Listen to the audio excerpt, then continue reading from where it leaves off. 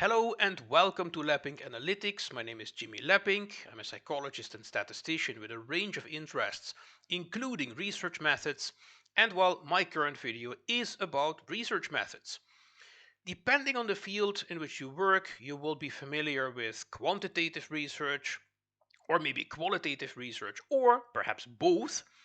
And I think both types of research are very useful, can be very useful depending on what the research question is, or the research questions are for the study at hand. However, in my view, unfortunately, in not so few settings, people still treat quantitative and qualitative research as very different types of research based on completely different and incompatible worldviews, and that's why it's actually they should not be combined, or it's difficult to combine them at least. While I tend to adhere to a more pragmatic worldview, which basically states that, whichever your research question is, you choose the methods that serve best. And in this case, that could be quantitative methods, qualitative methods, or both. And there are actually methods, research methods, and also analytical methods, such as statistics, for example, that can be used for quantitative, qualitative, and also mixed data. So mixed meaning that you have quantitative and qualitative. And that is what I'm going to talk about in this video. On my channel, I have already shared a few videos on the so-called percentage of all non-overlapping data, band, or its Bayesian form band B, where the B stands for Bayesian. Band is a statistic which was developed, I think, about 2 decades ago, and actually I developed a few years ago a Bayesian version of it, which just takes band point estimate and adds a binomial uniform prior distribution, and so that means that the outcome is a also binomial. It's a posterior distribution that is based on the binomial distribution as well. So, and then we have also the Brunner-Munzel test and the specific statistic, which is known as the relative effect of Brunner-Munzel, which is something that I presented in a few videos on my channel as well. One of those videos I also compared that Brunner-Munzel relative effect with band. And then we have qualitative comparative analysis, or QCA, which has two key statistics, which are consistency and coverage. And I will also explain these statistics in this video. This video will actually compare and contrast band, Brunner-Munzel relative effect, and these two QCA statistics of consistency and coverage to see where they converge and diverge. And in order to do so, I will use simulated examples of dichotomous data, where in this case we have here to start a randomized controlled experiment where we randomly assign 40 participants to a x equals 0 control group or an x equals 1 intervention group. And one of the outcome variables is the variable y, where 0 stands for failure and 1 stands for success. And we see that the distribution of success failure is the same for both groups. So regardless of the group in which you are, the chance of success is the same. So when we express that in a correlation, we find a value of 0. Now some might wonder, correlations, correlation R, isn't that for quantitative data? Yes, but when we have dichotomous data, so a two-way table with two categories for both variables, then whether we use Pearson's R, Spearman's Rho, or Cantor's Tau, we have the same value. And the value 0 means, in this case, no association between the x variable and the y variable, because again, regardless of the group of x that you are in, your chance of success is the same. Band equals 0.5, band percentage of all non-overlapping data, because, well, in this case, band is about the percentage of data points that you would need to exclude or swap in order to achieve 100% perfect non-overlap. if we were in a situation, let's say that the treatment condition has a positive effect on your chance of success. If we were in the situation that in the control group we had only failures, so 20 in the x equals 0 and y equals 0 cell, and then in the x equals 1, y equals 1, also 20 observations, and in the other two cells off diagonal that would be zeros, then PAND would be 1 or 100%, because there would be already a perfect non-overlap. The percentage of all non-overlapping data would then be 100%, hence PAND would be 1. However, in this case, we would need to swap half of the data points, so hence PAND is reduced to 0.5. And well, PAND B is basically PAND plus a uniform one success, one failure prior distribution. So when the PAND point estimate is 0.5, the PAND B point estimate is 0.5 as well. The relative effect of Brunner-Munzel is about what is the chance that someone in the intervention group does better than someone in the control group. Well, in this case, that's 50% because the distribution is exactly identical. And for qualitative comparative analysis, or QCA, we have the consistency, which is how many or what proportion of the x equals 1 participants end up with a success, which in this case is 10 out of 20, so 0.5. And how many of the success cases, so of the y equals 1 column, are covered by the intervention group, so x equals 1, that's 10 out of 20 as well, so the coverage is 0.5. Okay, so in this case, all statistics the same, 0.5, except for the correlation, which is 0. Good. Yeah, exactly. So in this case, it's 0.5 and correlation is 0. So when we change the numbers a little bit, suppose that there are 11 failures in the control group and 11 successes in the intervention group, we have a correlation of 0.1, which is commonly also interpreted as a small or weak correlation.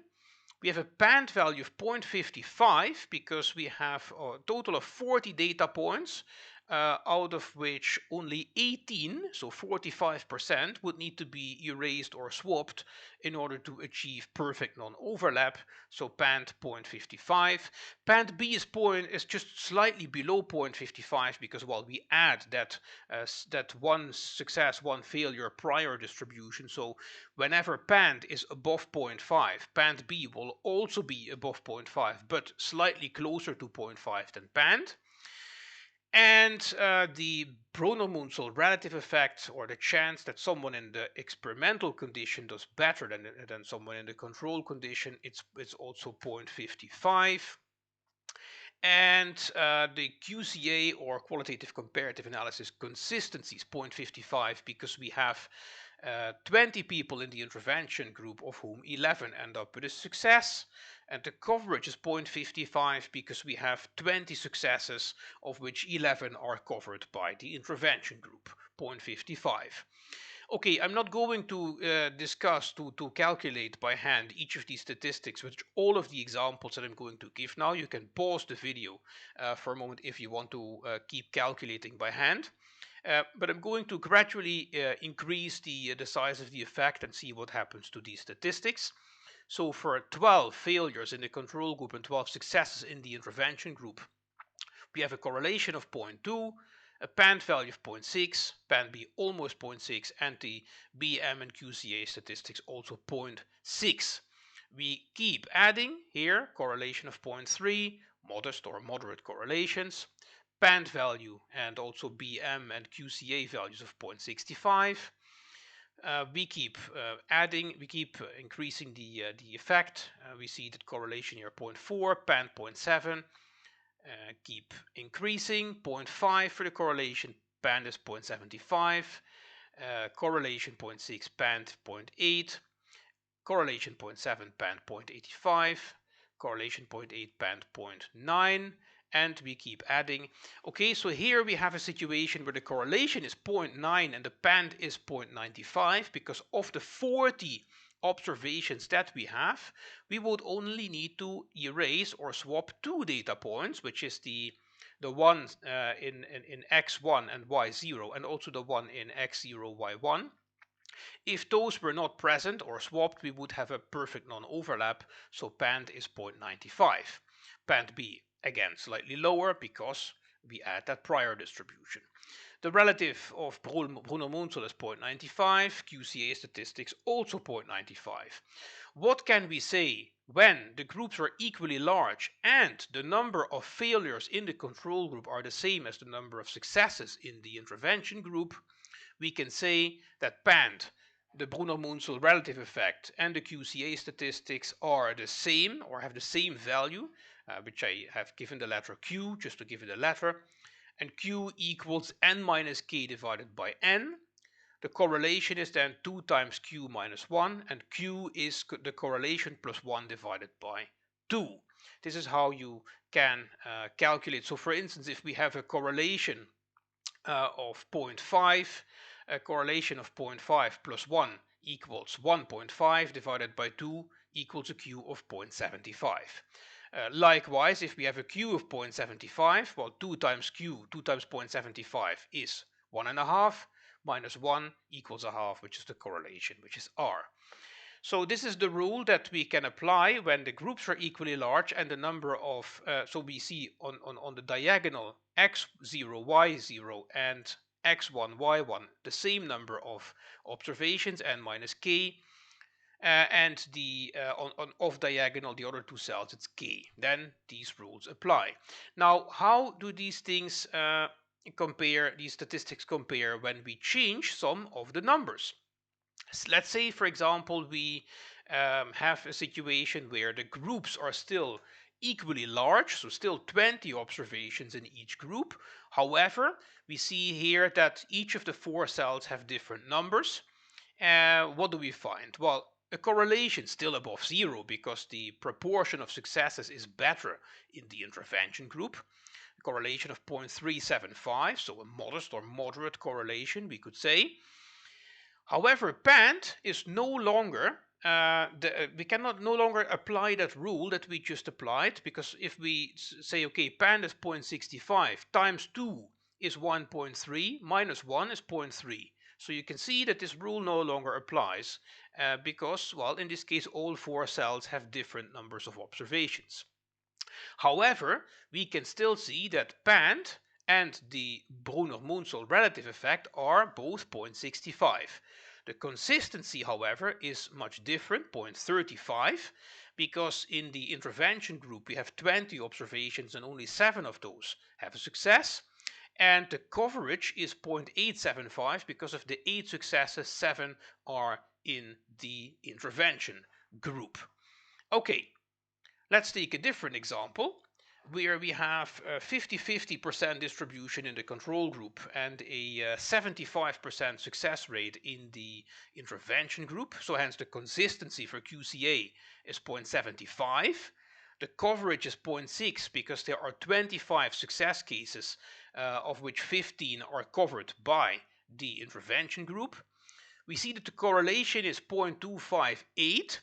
And if we say pand 0.625 times 2, it's that's 1.25 minus 1, that's 0.25. Yeah. Yes, exactly. Yeah, 0.625 times 2 is 1.25, minus 1 is 0.25. So we see, well, it's not the same, but it is fairly close. Same for the relative effect. Pand and the relative effect are still the same in this case because we still have equally large groups. So pand and the Brunner-Munzel relative effect are the same. However, the QCA statistics already differ.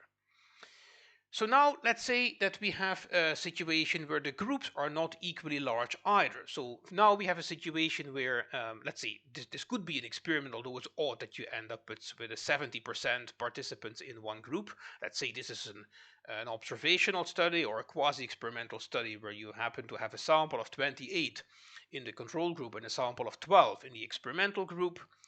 The correlation equals 0 because in both conditions, a quarter of the cases have a success. So that's why the consistency is 0.25, because in x equals 1, 3 out of 12 cases have a success.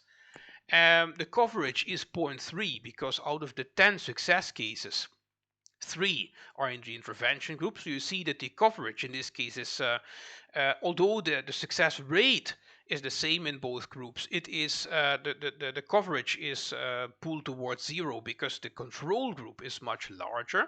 It's 70% of the total sample. In this case, so the correlation equals 0 because it's in both groups. It's the same proportion success failure, same distribution success failure proportionally. The BM relative effect is 0.5, which should happen when the correlation equals 0. However, we see that the pand value is 0.6, which is somewhat undesirable. It shouldn't be 0.6 when the correlation is 0, at least if this was a useful statistic for this kind of designs. Why is it 0.6? Well, because we have 40 cases in total, and on the diagonal x0, y0, and x1, y1, we have 21 plus 3. That's 24 cases. So the other 16 would need to be swapped for a perfect non-overlap in favor of the intervention group to occur. So in this case, that means that we don't have a band of 0.5, but a band of 0.6, which is, well, somewhat unfortunate. Let's take a different example. Suppose that the distribution of success failure is the same. So again, 28 people in the control group, 12 people in the experimental group. Success failure distribution 50%, 50%. Here we see that the band B relative effect of Brunner-Munzel and the consistency are 0.5. However, again, the coverage, of course, lower because the control group is so much bigger. Correlation 0 makes sense, and this time the other statistics align.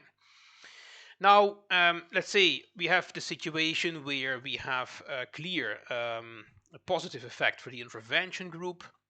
We see a correlation of almost 0.6, a band value of 0.825. If I say times 2, it's 1.65, minus 1 is 0.65. The Brunner-Munzel relative effect 0.804. If I do that times 2 minus 1, then I get 0.608, which is actually just slightly closer to the correlation than what I would get if I apply that rule to band. So you see, it seems that the Brunner-Munzel relative effect behaves slightly more like the correlation than the band statistic does. And the consistency is 0.75 because in the experimental group 75% success rate. The coverage is 0.69, which is again still it's although the success rate is bigger in the intervention group since the control group is so much bigger, it's 70% of the total sample. The total coverage is only 0.69, 9 out of 13. Now, if we have a situation when we have actually as follows. So we have 1/3 success rate in the experimental group, and actually a lower success rate in the control group. We see a correlation of 0.17, a band value of 0.675. If I do that times 2, it's 1.35 minus 1 is 0.35. Hello, that's quite a deviation from 0.17. But when I take the Brunner-Munzel relative effect, 0.577 times 2 is about 1.154, minus 1 is 0.154, so that's much closer again to the correlation than the band. So it seems that band again exaggerates the association a little bit compared to the correlation coefficient, and the Brunner-Munzel relative effect is actually has a behavior which is much more like the correlation coefficient. Consistency a third because the success rate in the experimental treatment group is a third, and the coverage is 0.444 because there are 9 success cases, of which only 4 are in the experimental group. So despite the success rate being better in the experimental group, still a coverage below 0.5 because the control condition is so much bigger. Now let's take an example where there is a good success rate in both conditions, but actually better in the control group. So we have a correlation of minus 0.183 given the coding for x and y. So in this case, that's a negative treatment effect. Band is in this case 0.3. If I say 0.3 times 2, it's 0.6. Minus 1 is minus 0.4. Oof, that's again quite a bit off from the correlation of minus 0.18. Yet when I say the Brunner-Munzel relative, it's 0.429 times 2, it's 0.858, so almost 0.86. Yes, that's 0.858 minus 1, so that's what 0.14, so minus 0.14 something. So that's still it's a better approximation of the correlation again than the band. Band in this case exaggerates that negative association. So, and well, consistency 0.75 because the success rate in the experimental treatment group is 0.75, and the coverage is very low, partly because the control group is quite big. So when we saw before that when these when this distribution applies here, when we have equally large groups and on diagonal n minus k, off diagonal k, we can apply some very nice rules. But when when this set of combinations no longer works, then you can still say that when the groups are equally large, so when the sample size of x equals 0 equals the sample size of x equals 1, so equally large groups, you can still say that band and the Brunner-Munzel relative effect equal q, and 2 times q minus 1 is close to the correlation, so that's why not an equal, like straight equal sign, but kind of with waves. So it's kind of, it's approximate. It's not exactly, but it's not far off. Yet when we also have groups which clearly differ in size, then the BM relative effect can still, yeah, which is when you say that relative effect times 2 minus 1, you still get something fairly close to the correlation coefficient, whereas the band is clearly inflated. You would exaggerate that positive or negative relation when you apply it. So in sum, you could say that the Brunner-Munzel relative effect has behaves more than like the correlation coefficient, and is for that reason, if you don't know, for instance, if you're going to have equally large groups, or it is probably better to use that statistic. Okay. I think I'll also at some point shoot a video with these statistics for other kinds of data, probably ordinal data, in the next video. But I hope you find this video useful already. If you have any questions or suggestions for future videos, just leave a comment below the video. And for now, thank you for watching, thank you for listening, have a great day, and I hope to see you soon on this channel. Bye bye.